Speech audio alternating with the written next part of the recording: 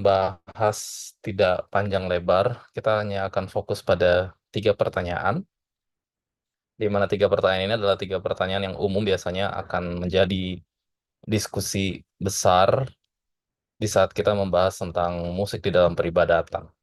Jadi, ada 3 pertanyaan yang kita akan bahas dan mungkin nanti bisa dijawablah dalam hati ya, 3 pertanyaan ini, 3 pernyataan ini. Yang pertama, musik itu seni untuk dinikmati dan tidak memiliki efek negatif dalam hidup. Kira-kira saudara-saudara setuju atau enggak dengan ini? Yang kedua, lagu rohani itu adalah lagu yang liriknya bernuansa rohani, tidak peduli jenis musiknya apa. Kira-kira setuju atau enggak? Kemudian yang selanjutnya adalah musik dalam peribadatan harus disesuaikan dengan budaya lokal dan selera jemaat. Setuju atau tidak? Nah, 3 pertanyaan inilah yang akan kita bahas dalam dalam eh, studi kita pada malam hari ini ya. Jadi kita mulai dari pertanyaan yang pertama. Saya mulai dari satu riset. Ini dibuat di Afrika, eh, di dipublish dengan judul Universal Recognition of Three Basic Emotions in Music. Jadi intinya adalah mereka ini membuat sebuah riset, membuat sebuah studi bagaimana orang-orang yang sangat remote, yang tinggal di tempat yang tidak pernah terpapar sama sekali oleh musik barat, bagaimana cara mereka bereaksi dengan musik barat tersebut. 3 emosi yang mereka lihat dari musik ini adalah senang, sedih, dan takut ya. Ini subjeknya adalah kepada suku di Afrika, namanya suku Mafa. Mereka terisolasi secara budaya, tidak pernah terpapar sama sekali dengan musik barat. Mereka teliti kepada 21 orang, 13 laki-laki, usia 37 sampai 90 tahun, rata-ratanya 62,3 tahun. Dan tujuan dari cross cultural study ini adalah mau menguji kemampuan menganalisa 3 emosi dasar yang disampaikan dalam musik barat. Ini mau mau mencari tahu apakah manusia itu berespon atau bereaksi terhadap musik itu universal atau tidak. Karena seringkali ini menjadi menjadi bahasan tentang tentang tentang musik itu, banyak banyak argumen mengatakan bahwa musik itu tergantung dengan budaya. Mungkin di budaya ini musiknya memang begitu, budaya yang lain musiknya yang lain. Tapi lewat studi ini menjawab sebenarnya bagaimana ternyata musik itu adalah sebuah bahasa universal. Hasilnya apa ini hasilnya? Nanti tinggal dicari aja risetnya ya. Hasilnya saya langsung masuk ke kesimpulan aja ya. Hasilnya adalah ekspresi emosional yang disampaikan oleh penggalan musik barat dapat dipahami secara universal, mirip dengan kemampuan universal atas ekspresi wajah emosional manusia maupun prosodi. Gampangnya begini, ternyata beberapa apa ya, ekspresi-ekspresi pada musik, khususnya ekspresi-ekspresi dasar pada musik itu bisa dipahami secara universal oleh oleh oleh semua semua kultur. Dan itu sama seperti ekspresi wajah manusia. Ekspresi wajah manusia marah di semua budaya, di semua tempat, di semua letak geografis itu semuanya sama. Kalau orang marah itu ekspresinya begitu, mengkerutkan dahi, kemudian pupil jadi besar, kemudian ekspresi senang semuanya sama. Mau orang Papua, mau orang Minahasa, mau orang Jawa, mau orang Sunda, orang Afrika, orang orang Amerika Latin, semua ekspresi senang adalah senyum, ketawa, bibir melebar, gigi gigi nampak gitu. Muka sedih pun ekspresinya sama gitu. Demikian juga dengan ada istilahnya prosodi. Prosodi itu ungkapan suara ya, seperti intonasi. Orang kalau berintonasi marah itu punya punya intonasi yang khas. Demikian juga ternyata musik juga ditanggap oleh semua kultur, semua budaya, itu ternyata sama. Jadi dalam hal ini musik adalah sebuah media atau alat yang melintasi budaya, yang melintasi budaya. Hampir semua budaya merespon musik ternyata sama. Itu adalah hasil dari studi ini ya, hasil dari studi ini. Sekarang mari kita coba untuk lihat apakah studi ini memang benar-benar nyata di kita atau enggak. Sekarang kita coba eksperimen ya. Ini mungkin kalau orang-orang yang sudah sering dengar seminar musik akan sering juga dengar eksperimen-eksperimen ini. Tapi saya suka untuk bagikan lagi untuk supaya lebih nyata lah bahwa ternyata musik itu sekuat itu ya, sepowerful itu ya. Jadi saya akan ajak kita untuk tutup mata, hening sejenak. Saya akan putarkan satu musik dan mungkin nanti masing-masing bisa bisa unmute ya. Kemudian kasih tahu ke saya, berikan feedback. Kira-kira musik ini suasananya apa? Oke, kita coba ya. Musik yang pertama. Tutup mata, tenang.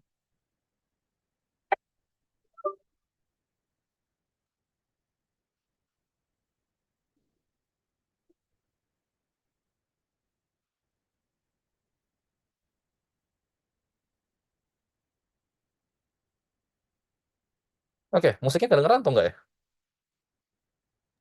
Enggak, bro. Kayaknya harus share sound kayaknya. Kedengeran? Ya, bisa kedengeran nggak tadi musik? Atau enggak? Any feedback? Ada yang bisa kasih tahu musiknya kedengeran atau enggak tadi?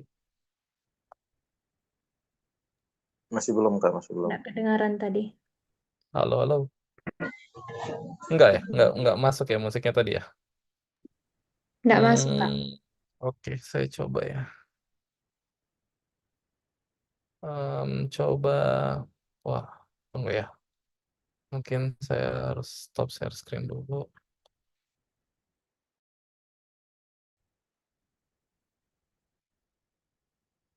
Enggak masuk ternyata musiknya tadi.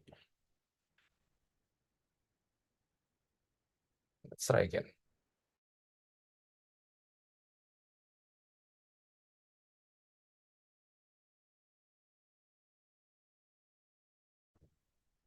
Hmm, coba ulang ya. Let's try again. Hmm,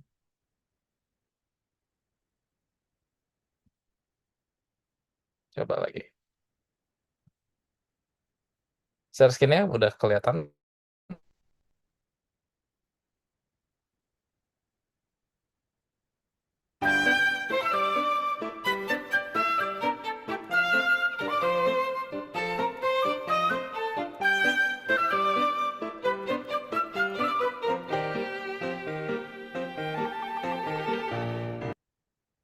Oke, suaranya kedengeran?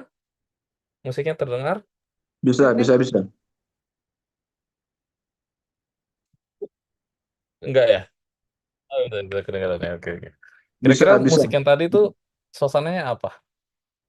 Ada yang bisa kasih tahu? Gembira, lucu. Apa emosi apa yang dikasih tahu sama sama musik yang barusan kita dengar sama-sama?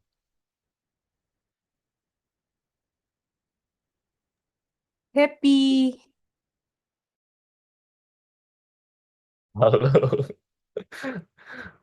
Jadi pada diem semua. Lucu, lucu, Ada gembira. yang mau kasih tanggapan?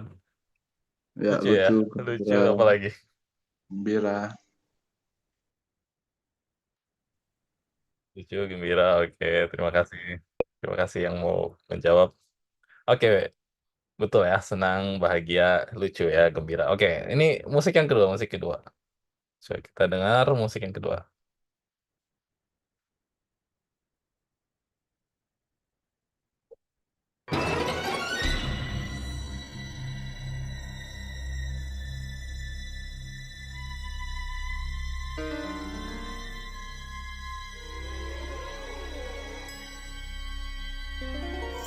Oke, kalau itu apa tadi?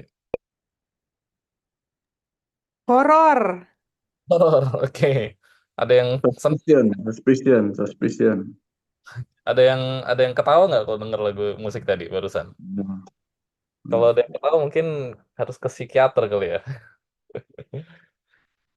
Jadi barusan adalah mengerikan ya, takut, horor. Ini unik kan? Padahal musik-musik tadi itu tidak ada lirik. Tidak ada musik yang waktu kita dengar musik yang senang, bahagia itu di situ nggak ada lirik yang bikin kita ketawa, bikin kita lucu. Di musik yang takut, mengerikan itu nggak ada liriknya juga. Ini cuma musiknya saja. Di sini kita lihat ternyata musik itu dia itu membawa sesuatu gitu. bukan cuma liriknya ternyata. Dalam sebuah lagu itu nggak cuma liriknya ternyata yang mempengaruhi emosi kita, yang mempengaruhi persepsi kita. Ternyata musik pun tanpa lirik mampu mempengaruhi persepsi, mampu mempengaruhi cara kita mendengarkan dan memahami yang ada di dalam musik tersebut. Ternyata di dalam musik tersebut ada pesannya sekalipun tidak ada liriknya. Bisa paham ya maksudnya ya? Bahwa di dalam musik, bahkan tanpa lirik, musik itu membawa pesan yang bisa langsung dipahami oleh otak manusia. Dan dari sini sebenarnya kita sudah bisa dapat gambaran ternyata riset penelitian yang tadi dibuat di suku Mava di Afrika itu sah dan terbukti bahwa bukan cuma di suku Mava, di Indonesia pun yang kita mungkin sekarang ada orang Minahasa, ada orang Ambon atau orang Indonesia Barat atau Indonesia Timur lainnya, ternyata mendapati hal yang sama bahwa kita merespons musik dengan cara yang sama gitu. Tidak ada orang waktu dengar musik yang senang kemudian dia jadi takutan, atau orang yang mendengar musik ketakutan kemudian dia jadi senang. Mungkin kalau ada orang-orang yang trauma mungkin bisa terjadi seperti itu ya. Tapi untuk kasus orang yang normal nggak terjadi. Bahwa kita merespons musik sekalipun liriknya tidak ada, kita merespons secara sama atau universal. Manfred Clynes dalam bukunya On Music and Healing, di dalam ini buku kumpulan riset juga Music in the Medicine, ditulis musik pada kenyataannya adalah organisasi yang dibuat untuk mengontrol, untuk dictate perasaan si pendengar. Sang komposer adalah diktator secara tidak langsung, dan kita memilih untuk tunduk kepada dia saat kita mendengarkan musiknya. Ini waktu saya baca ini, wah ngeri juga ternyata ya, musik sepowerful itu ternyata. Bahwa komposer, pengubah musik yang bikin musik itu, secara tidak langsung, dia itu mendikte dan ketika kita rela untuk mendengarkan musiknya, kita membiarkan pikiran kita, perasaan kita dalam hal ini, dikontrol oleh musik yang dibuat oleh komposer tersebut.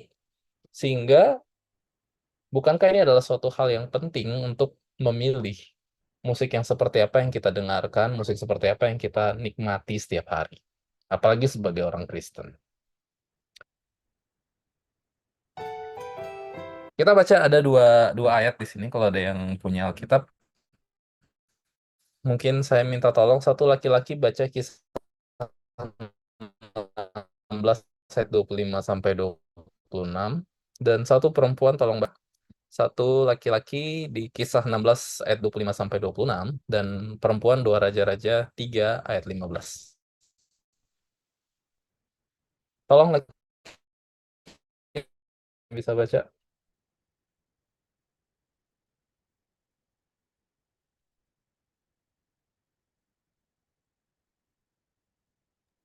Dua Raja-Raja 3 ayat 15 duluan boleh. Udah, lanjutkan. Ya, Dua Raja-Raja 3 ayat 15. Maka sekarang jemputlah bagiku seorang pemetik kecapi. Pada waktu pemetik kecapi itu bermain kecapi, maka kekuasaan Tuhan meliputi dia. Oke, jadi Alkitab sendiri menjelaskan di sini bahwa ada musik tertentu yang membuat seseorang bisa dikuasai oleh roh Tuhan. Ada cara memainkan musik yang membuat seseorang bisa dikuasai oleh roh Tuhan. Kita kan sekarang lagi nunggu-nunggu roh hujan akhir. Dan ternyata salah satu cara untuk mendapatkan dikuasai oleh roh Tuhan adalah dengan mendengar musik yang benar, musik yang sakral. Dan 2 Raja-Raja 3 ayat 15 menjelaskan hal itu. Oke, sekarang Kisah 16 ayat 25 sampai 26. Boys, ayo boys. Laki-laki.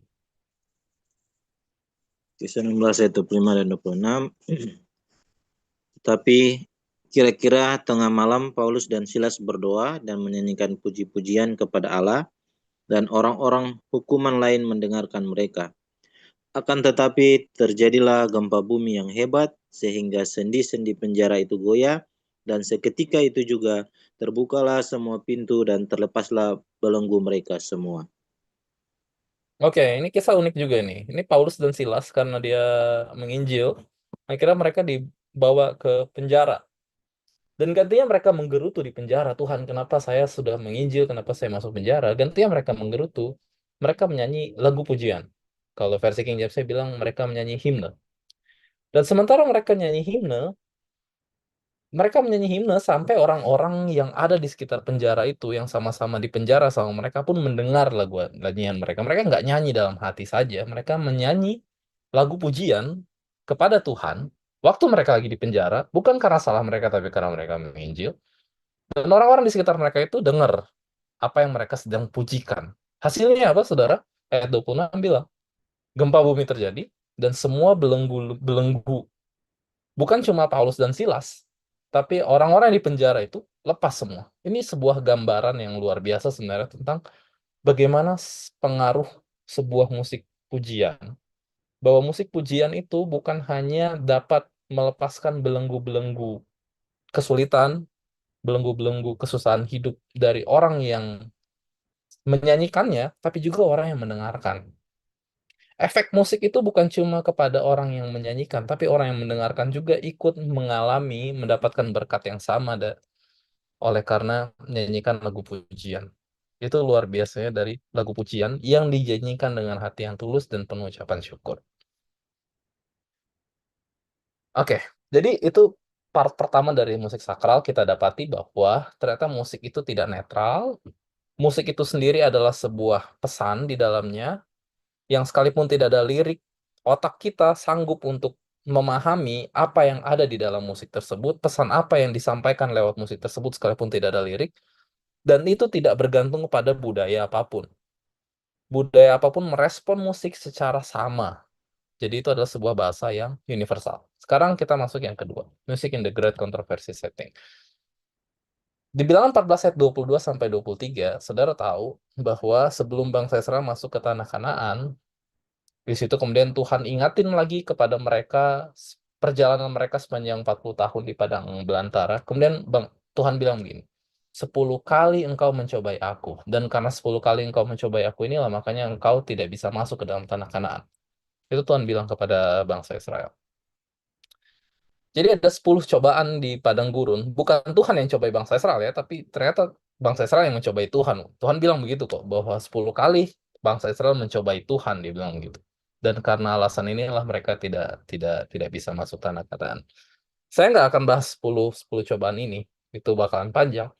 Dan tapi salah satu cobaan yang bangsa Israel buat kepada kepada Tuhan adalah tepat di saat Musa saat itu sedang mendapatkan ilham tentang bait suci. Bangsa Israel di bawah, Musa lagi di atas Gunung Sinai, bangsa Israel lagi di bawah Gunung Sinai. Gantinya mereka berdoa, berpuasa untuk keselamatan Musa, atau mempersiapkan hati mereka untuk mendengarkan firman yang akan Musa bawa. Yang terjadi adalah yang lainnya. Yang terjadi adalah Baal Peor. Ada dua krisis paling besar ya yang terjadi sepanjang bangsa Israel di padang gurun, yang menewaskan banyak sekali orang. Dua krisis. Krisis pertama adalah krisis anak lembu emas. 3.000 orang mati saat itu. Krisis yang kedua adalah Baal Peor. Itu ada 24.000 orang mati saat itu. Poin ini paling parah sih, 24.000. Karena setelah Baal Peor ini mati, fase selanjutnya adalah bangsa Israel dihitung kembali, dan genap bangsa Israel jumlahnya baru mereka diizinkan masuk tanah Kanaan. Tapi kayaknya kita nggak akan masuk ke Balpeor walaupun ini ada hubungannya dengan musik. Kita hanya akan bahas di eh, anak lembu emas, di mana ini 3.000 orang mati saat itu. Dan ada beberapa persamaan sebenarnya dari dua hal ini. Yang pertama, penyebab utamanya, walaupun mau dibilang penyebab utama sebenarnya nggak juga sih, tapi mereka adalah salah satu key person lah, orang kunci yang membuat pemberontakan ini menjadi sangat masif. Dan dua-duanya itu memegang tongkat kepemimpinan rohani, bisa dikatakan ya. Pada anak emas itu adalah Harun, di mana dia sebagai pangeran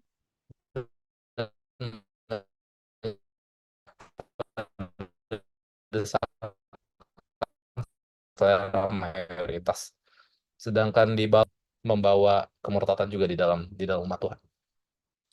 Tapi kita akan fokus di anak lembu emas. Kita mulai anak lembu emas.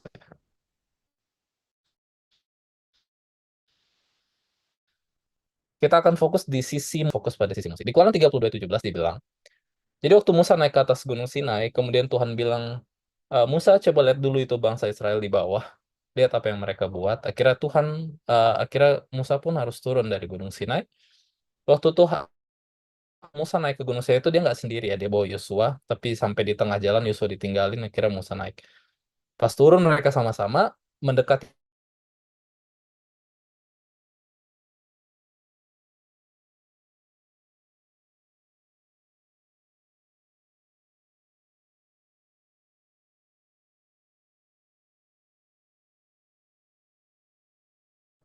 Saya udah sampai mana tadi ngoceh-ngocehnya? Sampai di ini bro, sampai di waktu Yosua ninggalin Musa. Oh Sorry, ya, Musa. oke. Yosua. Iya, iya. Sampai di Waktu Musa udah di atas. Oh iya, oke. Musa di atas, akhirnya Musa turun bawa Yosua pas dekat perkemahan. Pas dekat perkemahan, mereka berdua udah dekat perkemahan, kemudian Yosua dengar ada suara. Apa yang Yosua dengar? Yang Yosua dengar tertulis di Keluaran 32:17. Yang dia dengar adalah bunyi suara peperangan. Gimana sih kalau bunyi suara peperangan? Berisik ya? Berisik, teriak-teriak. Kalau di Minahasa itu ada tarian perang. Bagaimana tarian perang itu? Teriak-teriak ya, bakuku. Saya nggak tahu kalau di Ambon bagaimana saat tarian perangnya, atau di Papua tarian perangnya seperti apa.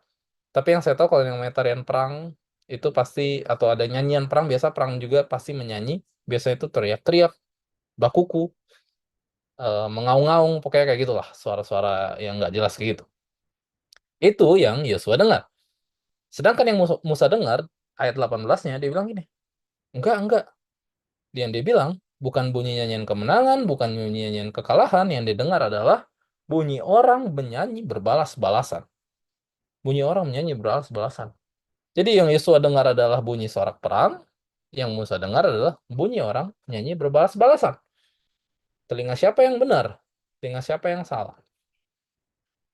Jadi kalau kita baca, mungkin, ya kalau di sini semuanya Advent, kalau kita punya rujukan Roh Nubuat, ya kita bisa baca bahwa yang mereka nyanyikan sebenarnya saat itu adalah nyanyian penyembahan bangsa bangsa Mesir, di mana saat itu Yosua tidak terbiasa dengan nyanyian bangsa Mesir, jadi dia tidak tahu sama sekali. Sedangkan Musa, karena dia dididik di dalam sistem sistem pendidikan bangsa Mesir, bahkan dia dididik untuk menjadi imam bangsa Mesir sebenarnya. Tapi waktu dia mau jadi imam kepala, dia menolak, dan itu yang membuat dia nggak bisa jadi Firaun, karena dia harus jadi imam kepala dulu baru bisa jadi Firaun, dan dia memilih untuk ke bangsa Israel.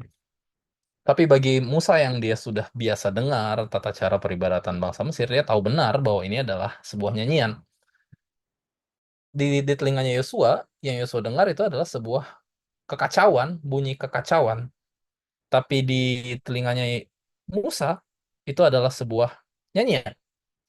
Jadi nyanyian yang mereka lakukan adalah sebuah nyanyian yang kedengarannya sangat kacau. Tapi ada satu fakta yang menarik sebenarnya. Coba kita buka Alkitab kita. Saya nggak tulis kayaknya di sini tadi. Di Keluaran 32, waktu mereka mau menyembah, di ayatnya yang kelima, Keluaran 32 ayat 5 saya bacain ya. Harun bilang begini, ketika Harun melihat itu, didirikannya lah mezbah di depan anak lembu itu, berserulah Harun katanya, besok hari raya bagi Tuhan. Jadi mereka sedang membuat sebuah penyembahan sebenarnya saat itu. Nyanyian ini adalah sebuah nyanyian penyembahan. Dan ketika Harun bilang itu adalah hari raya bagi Tuhan, menurut saudara, nyanyian itu pakai lirik rohani atau enggak? Kira-kira ada kata Tuhannya atau enggak? Secara logika ya. Harun saat itu dialah yang menjadi pemimpin ibadahnya saat itu. Kemudian dia pimpin ibadahnya, sekalipun dengan tata cara kafir, dengan tata cara Mesir, karena waktu itu yang minta adalah orang-orang campuran, bangsa campuran. Harun harus memimpin ibadah ini dengan cara seleranya bangsa kafir. Tapi supaya lebih berterima, dia bilang begini, besok hari raya bagi Tuhan. Nah, di Keluaran 32 ayat 5 itu kalau di bahasa Indonesia Tuhannya huruf besar semua. Kalau kita lihat di bahasa Ibraninya, bahasa aslinya, Kalau di bahasa Indonesia kata Tuhan huruf besar semua, berarti dia menggunakan kata nama Tuhan langsung, Yahweh, YHWH. Kalau Tuhannya huruf kecil atau cuma T-nya huruf kecil, biasanya cuma Adonai atau Elohim. Kalau udah Yahweh itu adalah personifikasinya, memang nama personalnya Tuhan. Artinya nyanyian yang mereka nyanyikan saat itu, mereka menggunakan tata cara kafir, tapi mereka bawa-bawa nama Tuhan. Dan hasilnya apa? Ini ya, yang namanya lagu biasanya ada syair, ada musik pengiring. Nah, musik pengiringnya seperti apa ya? Seperti tadi yang Yosua dengar, musik pengiringnya adalah musik pengiringnya cara kafir. Tapi syairnya bagaimana? Apakah syairnya syair kafir juga atau syairnya adalah syair rohani versinya Yahudi, versinya Israel? Kalau menurut analisa saya, dan saya tidak tahu bagaimana, tapi menurut saya dan hintnya itu ada di Keluaran 32 ayat 5. Syairnya itu pastinya adalah syairnya orang Yahudi, syairnya orang Israel. Karena yang pimpin ibadahnya saat itu adalah Harun.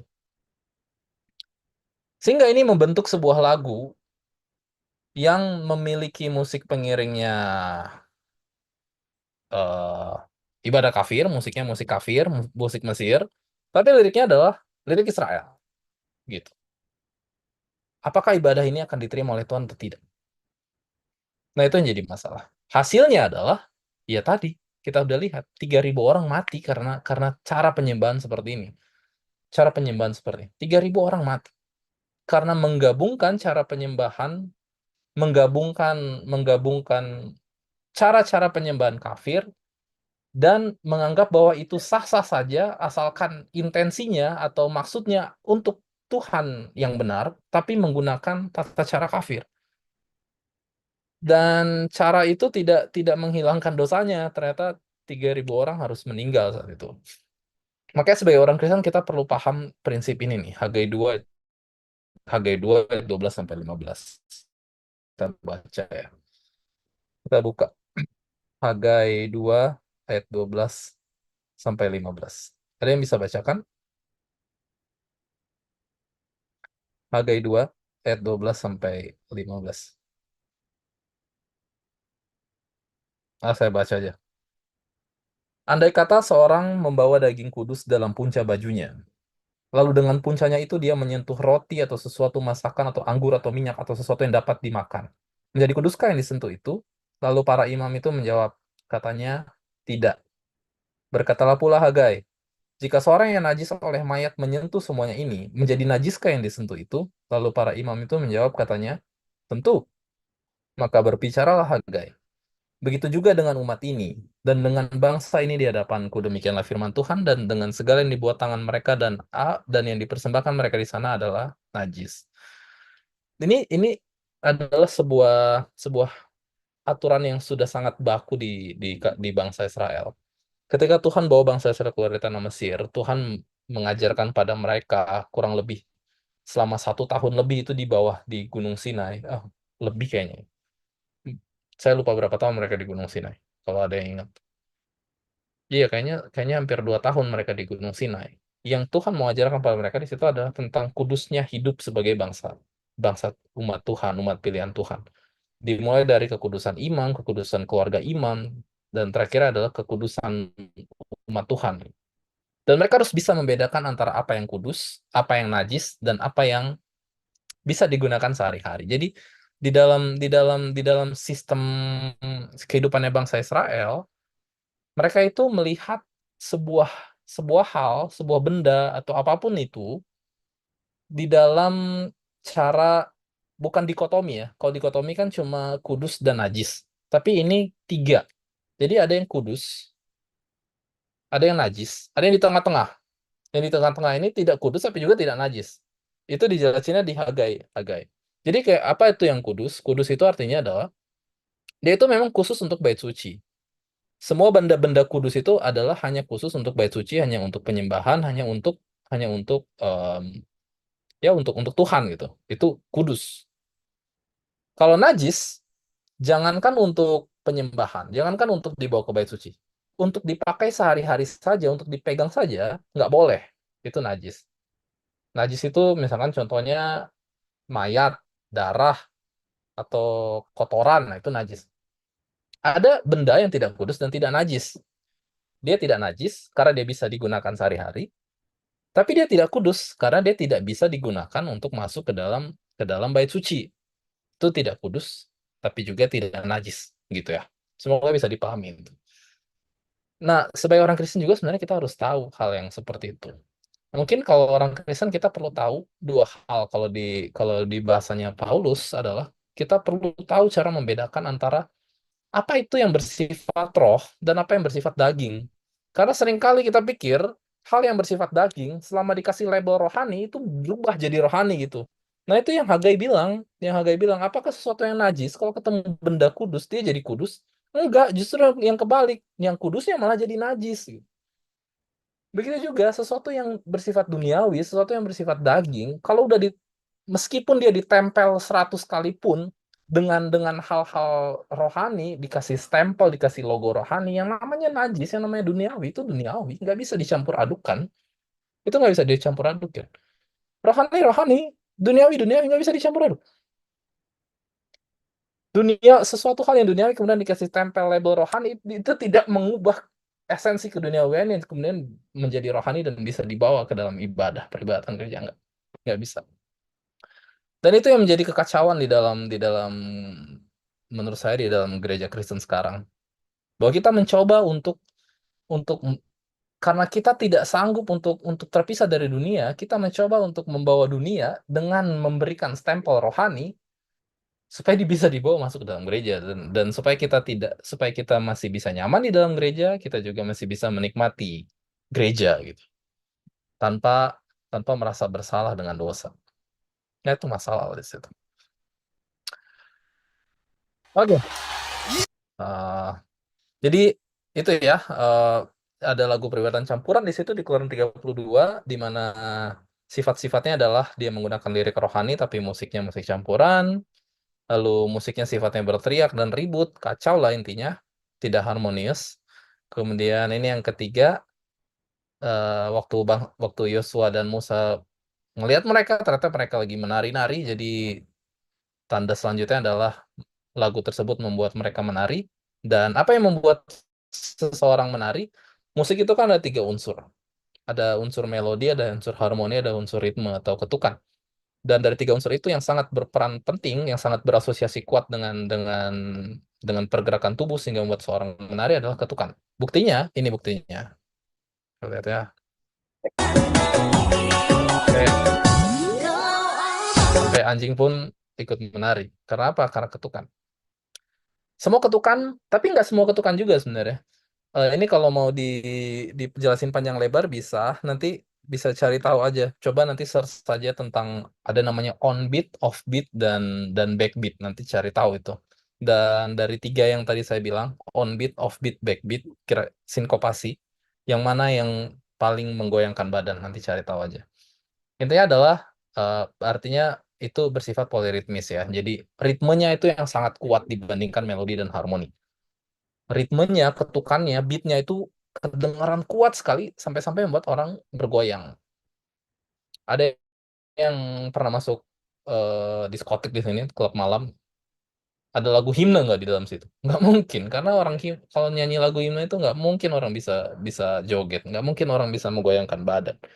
Hanya lagu-lagu yang unsur ritmisnya kuat yang membuat orang bisa bergerak, bisa menggoyangkan badan. Lagu senam misalkan, nggak ada lagu coba nyanyiin lagu Indonesia Raya terus senam, nggak akan bisa nyanyikan lagu Indonesia Raya, lagu kebangsaan, kemudian kita senam. Karena jenis lagu Indonesia Raya, lagu himne itu lagu-lagu khusyuk, lagu-lagu sakral kalau bisa dikatakan, yang tidak akan membuat orang senam karena kekusukan, kesakralan tidaklah apa ya, tidaklah pantas untuk diselebrasikan dengan menggoyangkan badan. Saya ulangin. Kesakralan itu tidaklah pantas untuk diselebrasikan dengan menggoyangkan badan. Contohnya apa? Contohnya Daud. Waktu Daud dia pikir dia sedang menjadi pahlawan, dia mengembalikan tabut perjanjian sambil menari-nari. Tahu tuh ya itu. Dia pikir dia sedang menselebrasi, tapi dia sebenarnya sedang memalukan Tuhan. Silakan baca ceritanya tentang itu. Oke. Dan Keluaran 32:25, dan mereka menarinya itu bukan cuma menari-menari aja, tapi seperti kuda terlepas dari kandang. Saya mau fokus agak lumayan di sini. Seperti kuda terlepas dari kandang. Seperti apa itu kuda terlepas dari kandang? Ini, ada seorang mantan mantan drummer legendary namanya Mickey Hart. Dia tulis sebuah buku namanya Drumming at the Edge of Magic, A Journey into the Spirit of Percussion. Saking cintanya dia sama drum, sampai-sampai dia itu cari tahu sejarah drum. Dia telusuk sampai di akar dari penggunaan drum ini, dan dia dapati di Afrika lah intinya ya. Dan ini yang dia bilang. Dia teliti, dia masuk, dan dia mengikuti semua budayanya, dan ini yang dia bilang di bukunya. Para shaman, para duku adalah drummer. Mereka adalah ahli ritme, trance master, yang telah memahami fundamental mengenai sifat alami drum. Drumming digunakan untuk memanggil roh atau dewa turun ke dalam tubuh seseorang selain pemain drum, biasanya seorang penari. Ini dikenal sebagai possession trance atau kerasukan ya. Contoh klasik adalah voodoo, di mana roh-roh yang disebut loa dikatakan turun dan menaiki tubuh para penari dan menunggangi mereka layaknya kuda. Jadi, apa yang terjadi pada bangsa Israel adalah mereka lagi kerasukan saat itu. Tapi sambil bilang-bilang nama Tuhan. Tapi mereka lagi kerasukan. Mereka pikir mereka sedang menyembah Tuhan, karena mereka bawa-bawa lirik-lirik rohani. Mereka pikir mereka sedang kerasukan roh Tuhan, tapi sebenarnya itu bukan roh Tuhan. Yang merasuki mereka itu bukan roh Tuhan. Juanita McElwain, dia tulis bukunya The Lord is My Song. Tujuan utama dari ritual tersebut adalah mencapai kondisi kerasukan oleh satu dewa atau lebih. Keinginannya bukan hanya untuk melewani dewa-dewa orang Afrika, melainkan untuk menjadi dewa itu sendiri atau menjadi kudanya Oryxas. Cuma jadi kudanya. Itu menjadi kuda menggambarkan kerasukan sebenarnya. Jadi itu adalah sebuah idiom. Ketika dikatakan menjadi kuda, itu adalah sebuah idiom di Afrika untuk bahwa mereka itu sedang ditunggangi, mereka itu sedang dirasuki oleh oleh oleh roh yang lebih tinggi lah, roh yang lebih tinggi. Tapi kita tahu bahwa roh Tuhan, Roh Kudus itu tidak mungkin memanifestasikan dirinya dengan sesuatu hal yang sekacau itu. Tuhan itu Tuhan yang teratur, Tuhan itu Tuhan yang sopan dan teratur, dan tidak mungkin dia memanifestasikan rohnya dengan cara kacau, dengan cara chaotic, dengan cara berteriak-teriak seperti itu tuh tidak mungkin. Tidak mungkin. Tapi ada begitu banyak orang Kristen yang begitu apa ya? Begitu bangga ketika mereka sedang kerasukan itu, dan mereka begitu merasa bahwa mereka sedang ada di dalam higher level of their spirituality, tapi padahal mereka tidak tahu bahwa itu bukan Roh Kudus. Kenapa itu terjadi? Karena kita tidak bisa membedakan antara yang najis dan yang kudus. Kita tidak bisa membedakan yang mana yang roh Tuhan, yang mana yang rohani, yang mana yang roh duniawi. Itu masalahnya. Itu masalahnya. Tuh. Akhirnya Tuhan bilang sebenarnya ada satu lagi, tapi saya lewatin itu berhubung waktu. Keluaran 30:26 Tuhan bilang, "Who is on the Lord's side?" Siapa yang ada di sisi Tuhan? Datang kepadaku. Siapa yang ada di sisi Tuhan saat itu adalah orang Lewi. Walaupun mereka adalah orang minoritas saat itu. Sekarang bagian yang ketiga. Ini sedikit saja, tapi ini sebenarnya yang paling sensitif. Worship music and world culture. Ada seorang ahli musik gereja namanya Harold B. Henham. Dia tulis dalam buku, di dalam artikel namanya Music Instrumental Church Music. Di dalam ini jurnalnya namanya Ministry International Journal for Pastors. Dia bilang gini, perhatian penyembah bukanlah kepada pemusik, teknik musik atau kualitas musik yang menyenangkan. Kita seharusnya terus mengingat ini, yaitu bahwa penyembahan kepada Tuhan adalah tujuan dari peribadatan dan bukan sebagai entertainment. Para pelayan dan pemusik seharusnya merancangkan bersama-sama sehingga setiap bagian dari peribadatan akan memiliki tujuan utama, yakni menyembah Tuhan. Ada yang suka menyanyi di sini, anggota choir atau suka menyanyi lagu pujian ataupun bawa instrumen.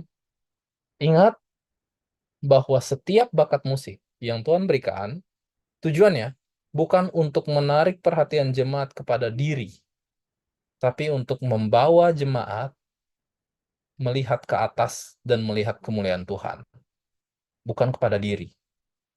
Menyanyi di dalam peribadatan bukan untuk menonjolkan diri, bukan untuk menunjukkan diri, bukan untuk waktu di panggung bilang untuk kemuliaan bagi nama Tuhan kami menyanyikan ini, bla pas turun panggung bilang bagaimana, bagus yuk, maka puji mulai. Musik ibadah tidak seperti itu. Di dalam peribadatan, unsur musik tujuannya adalah untuk meningkatkan atmosfer kekusukan, untuk meningkatkan atmosfer kesakralan. Dan itu bukan entertainment. Tapi ini sekarang udah jadi bagian dari entertainment juga ya, itu perlu direvisi nih cara kita menyembah Tuhan. Jangan sampai terbesit dan memberikan kesan kepada jemaat bahwa nyanyian yang kita nyanyikan, pujian yang kita nyanyikan hanya sebatas entertainment. Salah satu caranya apa? Saya selalu bilang ini. Sebisa mungkin nyanyilah lagu yang menggunakan bahasa yang diketahui oleh semua jemaat. Kalau kita menyanyi sebuah nyanyi pujian, tapi bahasanya tidak diketahui oleh jemaat, yang jemaat bisa nikmati apa? Suara kita jadinya, bukan liriknya kan? Bukan liriknya, suara kita. Sehingga apa yang terjadi? Entertainment. Tapi tujuan dari lagu peribadatan adalah kita bisa menghayati benar-benar lirik dari lagu tersebut. Tujuan dari lagu peribadatan kan kita bisa menghayati liriknya. Tapi kalau liriknya nggak dipahami oleh jemaat, kalau liriknya digunakan pakai bahasa Inggris, tapi semua jemaat nggak, cuma 1-2 yang tahu bahasa Inggris, bagaimana mereka bisa menghayati lagu tersebut? Kecuali hanya yang mereka bisa hayati adalah skill dari vokal kita. Sehingga bukan peribadatan itu jadi namanya. Itu jadinya entertain. Oke. Sekarang bagaimana dengan budaya? 1 Korintus 9 ayat 19 sampai 23, di situ Paulus bilang, kalau dengan Yahudi aku jadi Yahudi, kalau dengan non-Yahudi aku jadi non-Yahudi, kepada orang kafir aku jadi orang kafir. Bukan berarti dia jadi kafir dan mengikuti gaya kafir ya, tapi dalam hal ini prinsip dari Rasul Paulus adalah karena pekabaran malaikat pertama katakan Injil ini harus dikabarkan ke seluruh dunia dan menjadi kesaksian bagi semua bangsa, suku, bahasa, dan ras. Maka Injil harus diterjemahkan ke dalam semua bahasa budaya. Tapi bukan untuk berasimilasi. Berasimilasi itu artinya adalah kekristenan bergabung, sinkretisme, bergabung dengan budaya. Tapi bagaimana kekristenan mungkin bisa menggunakan beberapa unsur budaya selama itu tidak bertentangan dengan Injil dan mentransformasi budaya tersebut. Intinya adalah untuk memenangkan. Seperti Rasul Paulus, dia menjadi seperti orang kafir untuk memenangkan mereka. Dengan satu prinsip, Injil tidak boleh dikorbankan hanya untuk supaya budaya menerima. Yang ada adalah metodenya disesuaikan, tapi bukan kompromi teologis. Ini beberapa contoh dari apa yang Rasul Paulus lakukan. Istilah inkulturasi ya. Di Kisah 17 ayat 22 sampai 31, saat itu Rasul Paulus di Athena, kemudian dia bersoal jawab dengan beberapa filsuf, kemudian dia mengutip literatur syair Yunani saat itu. Dia menggunakan literatur syair Yunani dan mengarahkan orang-orang Yunani menggunakan literatur mereka, tapi diarahkan kepada Tuhan yang benar. Itu caranya. Di 1 Korintus 12, dia menggunakan metafora tubuh, di mana metafora tubuh ini adalah metafora yang umum pada filsafat Yunani. Dia menggunakan metafora tubuh tersebut untuk memberikan nilai rohani yang benar, gitu, bahwa jemaat seperti tubuh sebagai organisasi besar, di mana kepalanya adalah Kristus. Jadi budaya, kita perlu menggunakan budaya untuk menjangkau, karena dengan menggunakan budaya, saya pernah jadi misionaris ya. Walaupun sekarang udah nggak terlalu terlibat aktif di dalam kegiatan misionaris.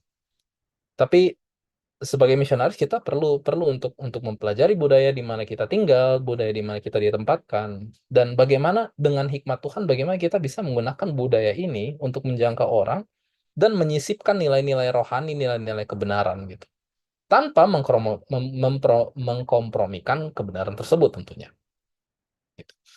Nah, demikian juga saya percaya di dalam musik. Ada hal-hal budaya yang kita bisa gunakan. Ada unsur-unsur musik di dalam budaya yang kita mungkin bisa pakai untuk menjadi media di dalam penginjilan.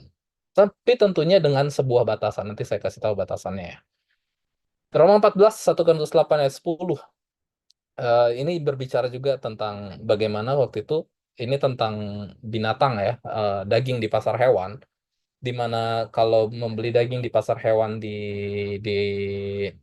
di tempat kafir di zamannya Rasul Paulus, semua daging di pasar hewan tuh semuanya pasti sudah didoakan untuk berhala.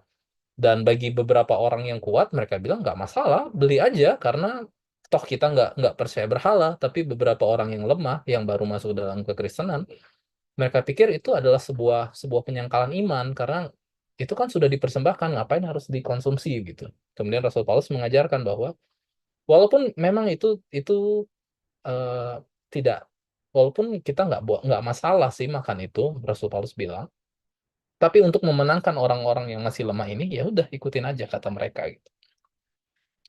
Itu yang membuat membuat kita perlu untuk lebih lebih bijaksana, kita perlu untuk lebih lebih ya meminta hikmat pada Tuhan tentang penggunaan musik di dalam peribadatan, apalagi apalagi ya apalagi di gereja yang multikultural saat ini.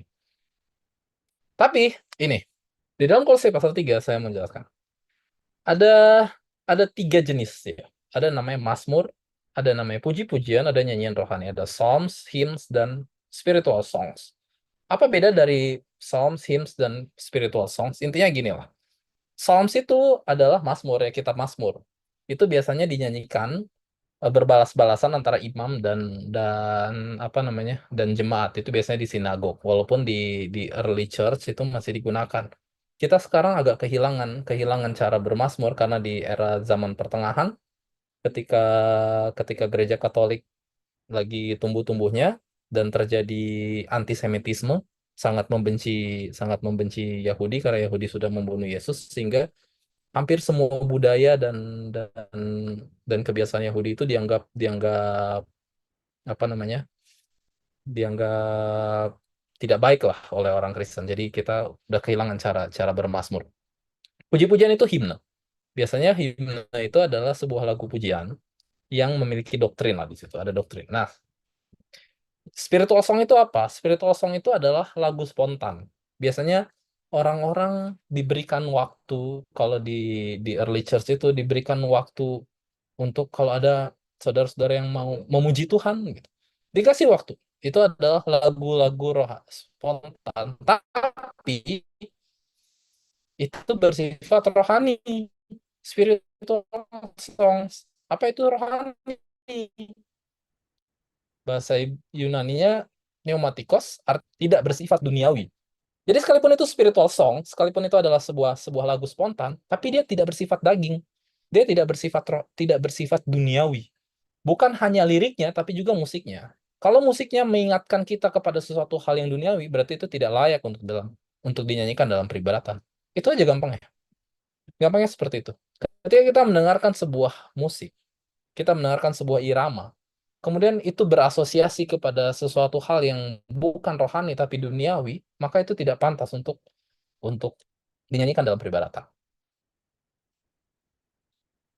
Calvin Johnson, Music and Ministry. Apabila kita benar-benar bersungguh untuk bersaksi melalui musik, kita perlu memastikan bahwa lirik rohaninya bermakna dan hanya menggunakan musik yang cocok dengan lirik yang hendak dinyanyikan. Itu harus sesuai. Kalau Injil ingin diberitakan, bentuk seninya perlu memantulkannya secara efektif. Lirik dan musiknya harus sesuai. Jadi bukan cuma lirik, musiknya juga harus sesuai. Apakah musiknya itu, artnya itu yang benar-benar rohani atau tidak.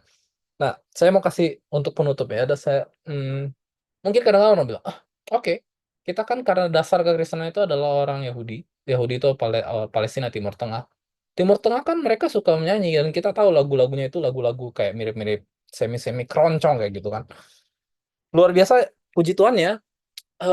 Saya dapat sebuah rekaman, di mana rekaman ini orang Yahudi menyanyi di sebuah peribadatan di dalam sinagog, dan klaimnya, walaupun saya nggak bisa nyatakan klaimnya ini sahih atau tidak, tapi klaimnya mereka adalah melodinya telah dipertahankan selama ribuan tahun oleh Yahudi Askenas. Dan menurut mereka, melodi ini adalah melodi yang dinyanyikan sejak dari zamannya Yahudi kuno di dalam menyambut hari raya pendamaian, hari raya Yom Kippur. Kita dengerin ya. Namanya Kol Nidrol.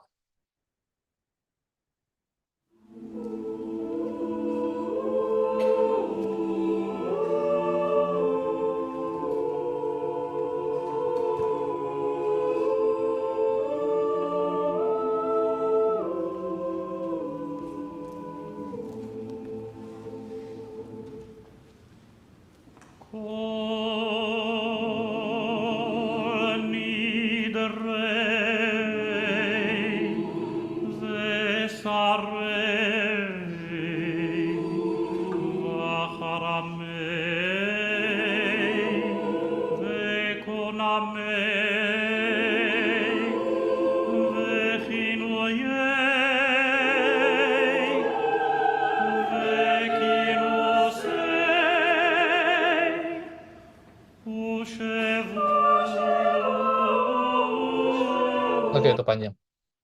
Saya masih mau cari tahu artinya apa. Tapi ini adalah nyanyian yang mereka nyanyikan di malam pembukaan hari Grafir atau Yom Kippur. Kalau cuma dengar melodinya saja, suasananya sangat kusuk ya. Bagaimana menurut saya sih, waktu kalau saya dengar, saya tanggapnya ini seperti sebuah nyanyian seperti kayak permohonan kepada Tuhan untuk menerima mereka gitu. Kurang lebih seperti itu.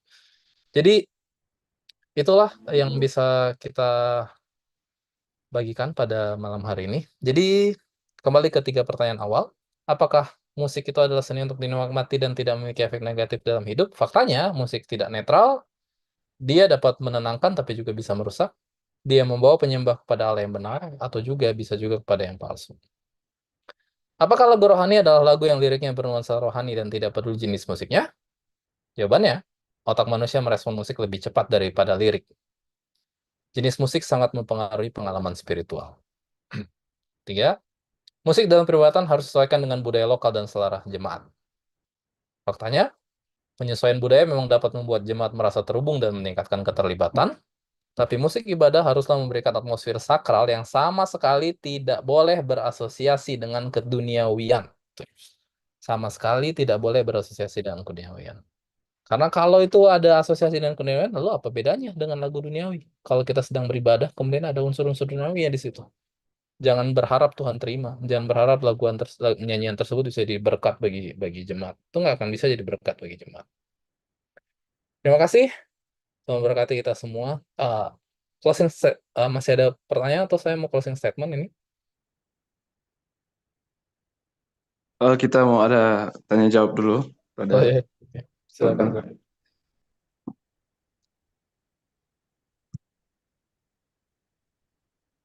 Baik, terima kasih banyak untuk pemaparan yang telah kita dengarkan bersama-sama.